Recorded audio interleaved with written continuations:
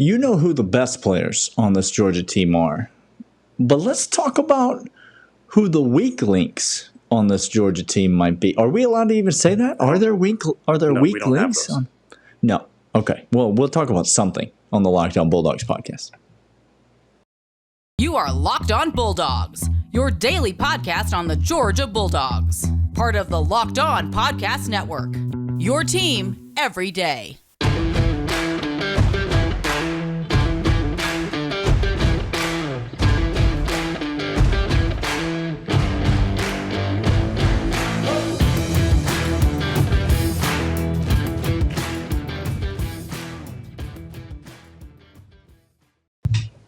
Welcome back to Locked On Bulldogs here on the Locked On Podcast Network, your team every day, part of Locked On Atlanta. Glad you're here with us today. We're talking about three things. We're talking about the weakest starter for UGA's offense, the weakest starter for UGA defense, and then what are our biggest needs overall as a team heading into the season. And that's all important because if you need to understand a depth chart, we had John Tweet Sport last week on the podcast with us, talking about the offense and the defense, breaking down the depth chart as we saw it. So we have some starter predictions out there as well as just the depth chart. We know there's going to be a rotation of players, but Daniel and I are very interested because, as he said last time on the pod, this is about the time where we start saying, okay, we might have a chance to win the national championship. Well, that feeling's gone because we won that. So we did that. We know we can do it. But Daniel, we need to get the people ready. We need to get everybody who's on YouTube, everybody who's on the audio side, by the way, 5-star rating and review over on audio. Click subscribe, follow. It's free. If you're on YouTube, do the same thing. Comment below. We love interacting with y'all. Get us over on Twitter, Dawgs Podcast. But Daniel, people need to get their mind right. Okay? That's right. And by getting your mind right, I mean this. Mm-hmm. We're never going to win a single game this entire season. Last year was a fluke. We're horrible. Kirby can't recruit, nor coach, nor make adjustments. Stetson Bennett is the has-been, never was quarterback. Lucky to run into it. Our defense caught Alabama with injuries only. That's the only reason we're good. And we are talentless all across the yard. I don't even think we can compete with the likes of Missouri, Daniel. You're correct. And also, now's as good a time as any to say there are just some people on Twitter and in the YouTube comments who you could just tell want to get mentioned on the podcast so hard. Like, just so thirsty football hard. Fan. Sorry to disappoint, but I'm not going to mention you even today. Nope. I do think it's important, and people love it when we banter here at the beginning, Clint, and so I'll go on. I do think it's important. We're going to put that on a shirt. People love it when we banter. I do think it's important that people know, because there's a lot of new listeners to the show. We get new viewers every day. By the way, I mean, over 3,000 subscribers, and the audio numbers are crazy. Thanks for all of you paying attention to the show. It's weird still, but it's fun, and so we're glad. But a lot of new people who, listen, Georgia's been doing a lot of winning lately. And so there's a lot of people out there, Clint, who genuinely believe that you and I are just rose-colored glasses, never have a negative thing to say about anyone. We're that kind of fan. And oh, how naive they are. Loyal third segment listeners know, longtime listeners of the show know, nothing could be farther from the truth. In fact, we have anxiety about every single game. We have anxiety about every single player. Literally. And it's a real problem for us. So here are the things that I want us to clarify. When we say weakest player on the offense and defense, we're not trying to disparage anyone. There's just a fact that someone is the weakest. You have to. That has to be the case. So we're not going to run from the truth. We're just going to bring it onto the light and maybe talk about what Georgia could do about that. So, Clint, I'm going to let you go first on offense. I'll go first on defense. Who do you have as the weakest starter, presumed starter? Again, go back and listen to our episodes on depth chart. Who do you have as the weakest presumed starter on offense? Well, this is going to change a little bit because since we did the depth chart, again, rumors coming out of fall camp. Daniel, the left guard position is in a state of flux, it seems like. Well, flux implies that it was something previously. Yes, I know. So- and I was being very generous with that term. I was I trying think- to be as generous as I possibly could. Daniel, we don't know, as you can see if you go back to last week's podcast, we didn't give a definitive starter at left guard. We just named a lot of names. Just so many names. Because you and I don't know who in the world right now is starting at left guard for these UGA Bulldogs. We have no idea. And you know what? Kirby doesn't know right now. And you know what? Todd Monken doesn't know right now. Because I saw the name, this is going to give me anxiety just right here talking about, I saw the name Xavier Truss get thrown out there for starting left guard. And I think he's a strong candidate, Clint. I think he is as well. Now, if you were to say left tackle, I will riot. I will physically walk. I won't even take a car because I don't want state lines and video cameras getting my information as I cross down to riot down in Athens when that happens, because it won't. But Daniel, the clear and easiest choice is the left guard position on the offensive line. This offensive line is going to be one of the best in the nation. This offense is stacked everywhere. But the question at left guard is such a hair-raising one. It's easily the weakest position at UGA on offense. People not going to like this answer. But now listen to me. Okay. Listen to me.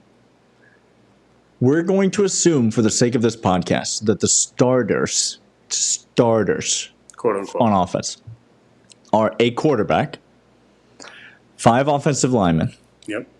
2 tight ends, 2 wide receivers, and a running back. Correct. That's what we're going to assume are the starters.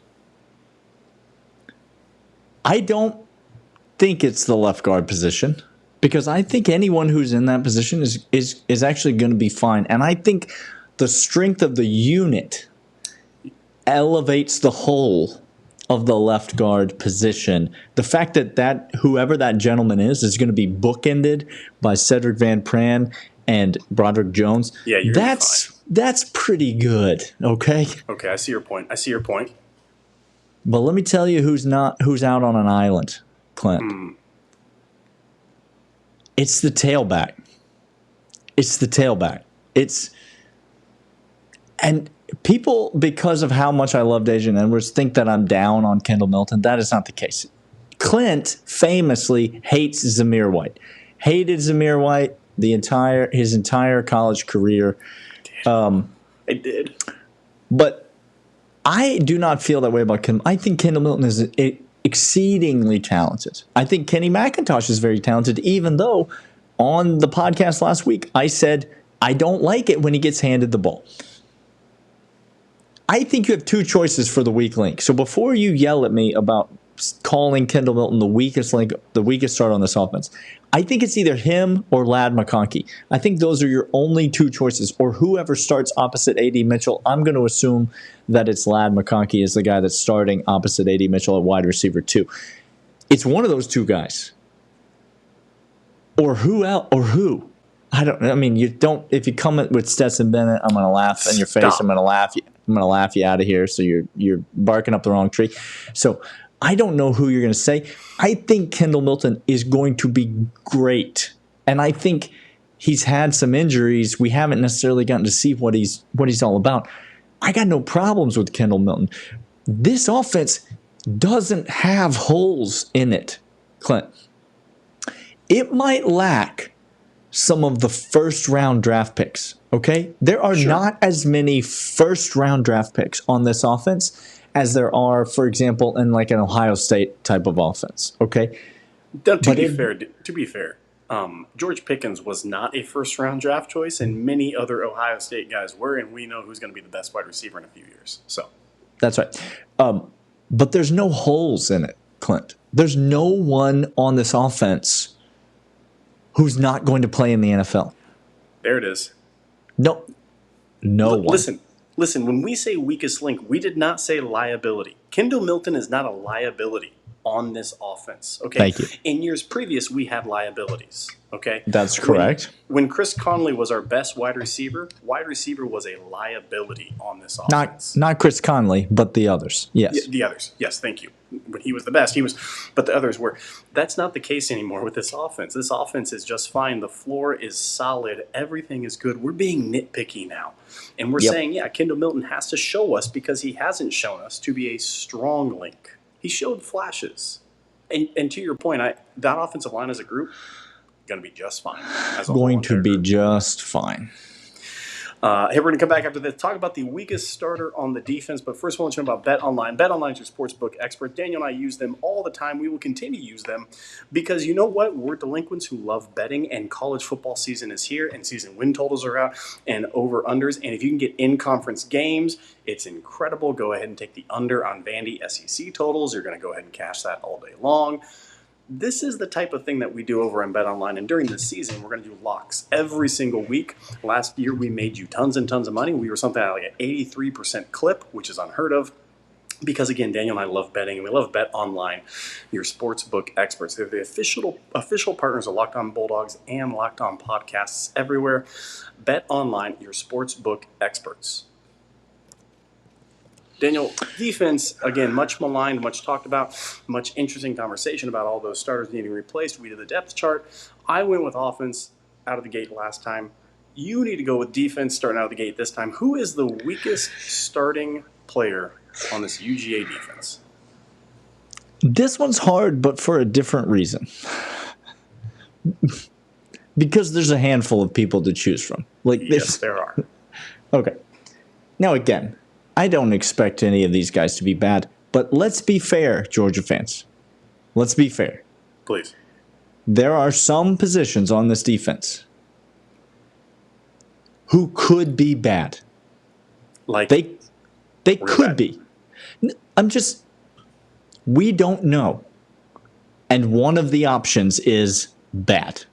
Do you understand? Like the tackles at UGA, barring catastrophic injuries, can't be bad. Like, they won't be. They can't be. The tight ends at Georgia can't be bad. They can't be. But there are many positions, not many, but there are some positions on the defense. Okay? Second safety. Second corner. Star. Inside linebacker. Defensive end? Yep. There are some positions on the defense that, now it might be a sliding scale of a percentage chance that it's going to be bad. Maybe it's only a 10% chance. Maybe it's a 20% chance. But one of the outcomes, if you run the simulation 100 times, is it's bad. Okay? So I am now projecting in some of these unknown commodities who I think is most likely to be bad. And I'm going to say at the beginning of the season, this is my caveat to this. At the beginning of the season, I like this. I'm going to go safety 2 is going to be the weakest starter on defense. I expect this person to be Thunder Dan Jackson. But I don't know that it'll be him. I feel confident it won't be Tyke Smith, who's the only guy that I have a bunch of confidence in. And to be fair, my confidence in him is based off of the way he looked pre-injury at West Virginia. Yep. So I don't love the beginning of the season where we are there. I don't expect Malachi Starks to be ready at the beginning of the season. I don't expect him to be in there. I do expect him, if Tyke doesn't get back, to be the starter by the time the season is over. But at the beginning of the season, I'm going to say weakest starter on D is most likely to be safety number 2. Y'all just go ahead right now and get that hedge of protection out for Dan Jackson this exact moment as you're listening to this. Okay? Yikes. You might not like that. And you might think Dan Jackson has no place on this defense. Again, he played Clemson week 1 last year and did a very, very good job. Admirable job. Yeah, he did an admirable job in every game that he played last season. Every game after that, he did fine. He's not bad at football. No, he's not. But if he goes down, Oh, no. It's really, really gross. Because, again, Malachi Starks, who I am probably the highest on. I love this kid. I am holding back my fandom a lot on this podcast because I want it to gush for this kid. I'm watching film and watching his personality and watching what he brings to the table. I am all in. And yet if he's starting week 2 or 3 heading into SEC play, I am ulcer-ridden, Daniel. It's going to be bad. So, well, it's good. Christopher Smith's going to be pulling double duty. We just go to 3 high.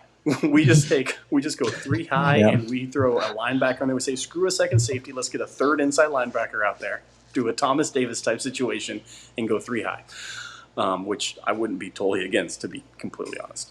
Not mad about it. No, not mad people about are trying to get more DBs in the game, not less DBs in college football these days. I think that's what we're trying to do. That's right. Look, y'all not going to like this as well. I think the secondary is going to be fine. I agree with the safety issue. I think inside linebacker, much like we're famous asking a question, who do you want to start at quarterback for UGA? And the answer should be whoever gives us the best chance of winning, not a name. Mm-hmm. Okay. Whoever Todd Monken picks. Who do I want to start at inside linebacker? Whoever Glenn Schumann says. That's who I want. Because he's smarter than me. He's 1,000 times smarter than me. So I'm fine with that. And so inside linebacker, with those 5 that we got, I believe it. The other corner position opposite our boy Keeley, I don't know who's going to be. He's going to be young, inexperienced, but I think he's going to be fine. Daniel, Zion Logue is showing out some things of leadership and everything like that. And we have some unheralded position elsewhere. An edge with Nolan Smith and as well with Robert Beal is good. But Daniel, that second rotation and even just the first rotation of defensive end at UGA, it scares me a little bit. And here's why it scares me. Jalen Carter is going to be used all over the place. Inside 4, straight up 3. He's going to be just a menace on guards and tackles. And I think nose tackle will be just fine. But that second one, Zion's showing some things, rotation out there. I think if you're going to attack this defense, because it's domino effect, if nose tackle doesn't do Jordan Davis-like things, which they can't because they're not Jordan Davis, if they're not close to that, and that defensive end opposite Jalen Carter, which you're not going to run straight at Jalen, all of a sudden domino affects the inside linebackers that are unproven. And all of a sudden impacts the safety who's back there trying to go ahead and catch up that tackle. And if you pinpoint an off-tackle run, if a team like Auburn, with who I think is the best running back in the SEC, goes ahead and exploits that end position opposite Jalen and does counters or runs power off tackle over on that side, kicks out, it's a domino effect of bad. Just stop talking. Just stop. Just leave it alone. We're already sick. We're already nauseous. It's not even a get the buckets out. And if you, by the way, put in your order now. And if you're anywhere in the Midwest, I have every bucket already allocated to my home. You're gonna have to ship from out of state. You are gonna have to go somewhere. Get the buckets out. It's almost the season time. We're ready. Listen, all right. Let's come back and let's talk about, other than a bucket, what is our biggest need heading into the 2022 season? By the way, that's the T-shirt right there, Daniel. By the way, we're only going to talk about this for third segment listeners. That's what I've decided. But I love that. College Football Pick'em League. Yes. The official Locked On Bulldogs podcast, College Football Pick'em League, is live. It's up and running. It's available for you to sign up right now. We're not posting the link on Twitter, but send us a message. Send us an email, lockedonbulldogs@gmail.com, @Dawgs Podcast on Twitter. Send us a message. We would love to get you signed up. We would love to get you involved in the Pick'em League. Executive producer, intern Michael, he's sold his yacht that he has used to travel all over the world. He's been gone from his job for weeks on end. Listen, he's living a lifestyle that few can even dream of. M-Dubs does not do a single thing for us when we ask him to, but if he comes up with an idea on his own, he's all in on it. He is sponsoring a very generous prize for the winner of this season-long pick'em competition. The prize will be announced in coming weeks, but you want to get signed up. You want to get involved. We get as many people as you want, and compete against Clint, against me, against John, against M-Dubs, against lots of listeners from the Locked On Bulldogs podcast. Love to have you. So send us a message, and we will get you the link to that. All right, Clint, biggest need heading in to the season. Now, this doesn't have to be a starter. We're off of that conversation. What in your mind is the single greatest need? If you had a genie with one wish as it pertained to this Georgia football team, what is the thing that you're asking for? The thing I'm asking for is this defense to have an identity that is solely its and no one else's. That's what I need from this defense. I don't need this defense to be last year's replica. I don't need that. You know why? Because this team isn't last year's replica, because our offense is a juggernaut. I'm fine with that. The biggest need I have going forward is I need us to know what type of defense we are, what's our identity, who's going to be rushing and blitzing, who's going to fill the roles for this specific team. So if Keely's going to be out on an island, if we're going to man up and we're man pressure, please, Glenn, tell me that now, so that I can get the amount of buckets necessary when we play somebody. There's no correct number of buckets in a scenario like that, Clint. Your den becomes a bucket at that point. You understand? We've all been there. Look, just if you have carpet in the basement, that's a you problem. That is, listen, it's not suitable for the lifestyle that you've chosen to live. Okay? It's really not. Really not. I need to know our defensive identity. I need to know what zone we were. Again, last year we saw with Clemson, we brought in Dan. It was the too high safety look. It was a little cautious because we believed the defensive line and the linebackers were going to do their things, and they did their things. I don't know if we can do that this year. So I need to see and I need to know. Will and Glenn and Kirby getting together and saying, here's who we are. We're this zone blitz. We're this edge, we're this inside linebacker, we're this press coverage, or we're this deep coverage, or whatever it's going to be, because that's going to dictate to me a lot. And it's going to dictate how we play as a team. And it's going to dictate the pace of a guy like Todd Monken and the pace of this season. I think our biggest need is to solidify an identity on defense more than anything else. I'll tell you this, Clint. I'm torn on this answer. I'm torn between the boring answer that I think is actually correct and the a little bit more interesting answer. A little caliente. That it's not necessarily spicy, but it's just more. It's more of an interesting thing to think about. Well, Daniel, I don't know if you understand this, but you're a co-host of this podcast. You and I are making up the rules right now as we go. Making up the rules. Let me give you the boring answer quickly, and then I'll get to my second answer. The answer that I actually think is true, and listen, you call me what you want. I don't think this team has very many holes. I don't think this team has very many needs. Now, I know, Kirby's going to say what Kirby's going to say. The team needs to continue to improve, all those things, blah, blah, blah. I think the biggest need is consistency at kicker. I think that's the biggest need for this Georgia team. Honestly, I think there's not that many things that stand between this team and a potentially undefeated regular season trip back to the college football playoff. Now, Daniel, it's interesting you say boring, because there's a nationally syndicated podcast guy who bets all the time for a huge company here in America that it's his podcast with somebody else. And he talks every single time about season win totals. One of the three things he talks about, there's three big points on the team, and one of them is returning kicker. Daniel. Yeah, I mean, we do have a returning kicker. I want consistency at kicker. That's what I said. I want the cyborg. I want the Rodrigo. I want the Blankenship out there that you just know that automatic. You know what's going in.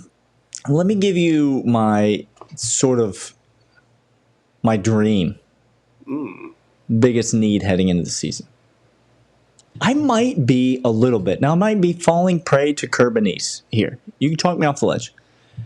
I might be buying in a little bit to the oh no, we don't have any depth at wide receiver.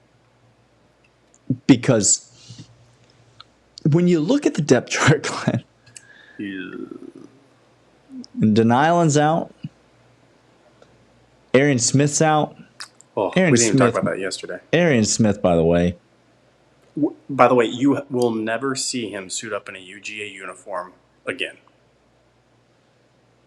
I don't want it to be true. I hate saying that. It's not joyful for me to say that. Arian Smith's out. The wide receiver room is pretty thin, Clint. Now, I don't need more depth at wide receiver. I don't need that. Here's what I need. Georgia needs a wide receiver other than A.D. Mitchell. So they need a second. They need a wide receiver that forces Kirby Smart and Todd Monken to only play 2 tight ends. Like, that says, you know what? Darnell, take a play off. Eric, take a play off. Brock Bowers, take a play off. Because we're only running 2 tight ends in this set because we have 2 explosive, game-changing wide receivers. That's why people get so crazy about freshman wide receivers, Clint. That's why when people start talking about Dylan Bell and somebody tweets something about Dylan Bell, people start to lose their mind with excitement because maybe they're George Pickens. Maybe they are the absolute freak that is just so good and talented that they completely change the context of the game that they're in. I don't know if you recall in the national championship game, Clint, but Georgia could not move the ball at all to start that game. And then Stetson Bennett hucked one down the field, and George Pickens laid out and caught that ball, and things shifted for Georgia. Yeah. These types of wide receivers can change the game. Now, I think we have a huge weapon in A.D. Mitchell. I'm a big fan of A.D. Mitchell. But I would love to have a second dominant wideout on this team just to take the offense to the next level. So I have confidence in one of the 3 things happening this year. Option 1, my option. Dom Blaylock is 100% healthy and returns to Dom Blaylock form that he had. That's option 1, I said. We didn't even get to that. Yeah. I don't. No.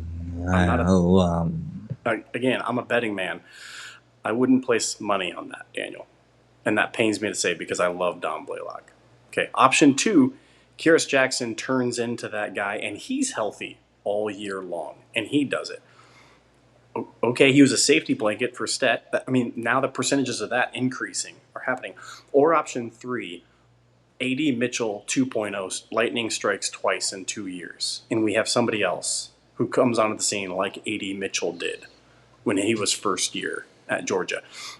I don't know. Again, that one seems less likely. So I think what you're saying is, Kyrus, brother, do work. Time to work. Here we go. All right. Hey, that's Locked On Bulldogs. We're going to be back the whole rest of the week, every single day, your team, every day. This has been Locked On Bulldogs. We will see you guys then. See ya.